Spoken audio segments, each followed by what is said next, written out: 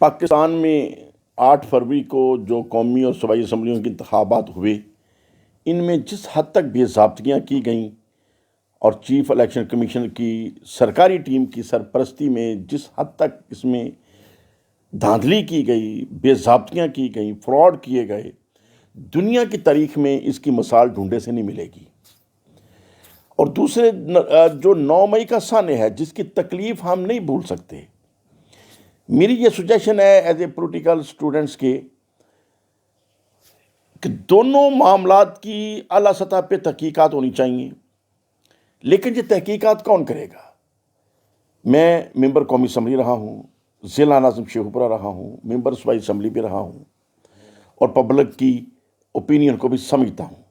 آستان عالیہ شیر ربانی رحمۃ اللہ علیہ کے صدقے لوگوں سے ہر طرح کے غریب اور امیر سے ملنے کا ایک رابطہ رہتا ہے۔ جب تک یہ چیزیں نتارا ان چیزوں کا نہیں ہوگا، پاکستان آگے نہیں بڑھ سکے گا۔ اور اس کے لیے میری یہ سجیشن ہے کہ نہایت senior most 3 chief justice supreme court جو ریٹائرڈ ہو چکے ہیں، اور 3 سینئر موسٹ جرنیل جو ریٹائرڈ ہو چکے ہیں، ان 6 سینئر موسٹ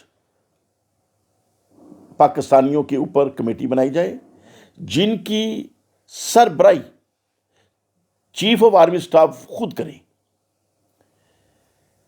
یہ 7 رکنی جو پینل بنے گا، الیکشن کے اوپر بھی اس کی اصلاحات چیک کی جائیں، اور 9 مئی کے سامنے کا بھی اصل جو مجرم ہیں ان کو سامنے لایا جائے۔ دودھ کا دودھ اور پانی کا پانی ہو جائے گا۔ میری ریکویسٹ ہے چیف آف آرمی اسٹاف کو، سید زادے ہیں، لوگوں کی آسیں ان کے ساتھ ہیں، بغیر کسی قانون اور آئین کو دیکھے، کیونکہ پاکستان میں نہ قانون کی کوئی اہمیت ہے، نہ آئین کی کوئی اہمیت رہ گئی ہے، اور عدلیہ کے اوپر لوگوں کا اعتماد بالکل اٹھ چکا ہے۔ سینئر موسٹ 3 سپریم کورٹ کے ججز ریٹائرڈ اور سینئر موسٹ 3 جرنائل ریٹائرڈ، ان 6 افراد کے اوپر چیف آف آرمی اسٹاف خود ان کی سربراہی کرتے ہوئے ان انتخابات کا بھی نتارا کریں، اور سامنے 9 مئی کے بھی مجرموں کو سامنے لے کے آئیں۔ انشاءاللہ تعالی وطن اپنی پٹری پہ چل پڑے گا۔ اور اگر ہم نے اپنے لوگوں کو، نوجوانوں کو اعتماد دے دیا، تو دیکھیں گے کہ ہمیں نہ امریکہ سے بھیک مانگنے کی ضرورت ہوگی، نہ عرب کنٹری کے اپنے دوستوں کو ضامن دینے کی ضرورت ہوگی۔